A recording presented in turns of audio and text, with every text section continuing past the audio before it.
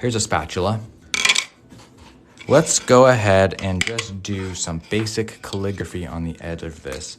Now, I am not very talented when it comes to drawing, so you're watching somebody who isn't super skilled, but nonetheless, I want to show you the applications that we're talking about. So if we were to come down onto the marker and the wood like so, and then if we just kind of did some basic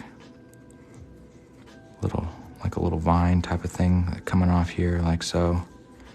I don't know what else to do, by the way. This is not my strong suit, but we're gonna try anyway.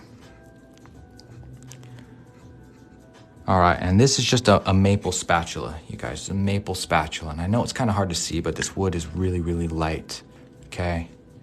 Let's go ahead and cap this up. You can buy these on Amazon.com, but if you click on our profile, you'll see our links to our website and Amazon. Okay, there we go. Let's heat it up and see if we can get this to change colors. Just pay attention to this maple for me. We're gonna start down below here and work our way up.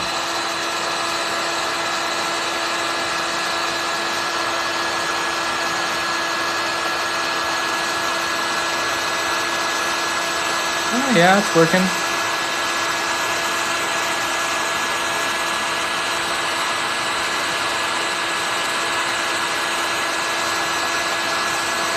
See a little right there.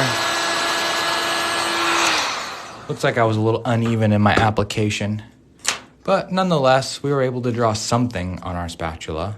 You know, just be careful, the wood gets really hot. But anyways, what we just did, you can see even the Scorch Marker worked on the paper towel. Actually, what happens on this blue paper towel? I want to see if this changes color. What we're using is a Scorch Marker. It's a heat-activated wood-burning marker. Ooh!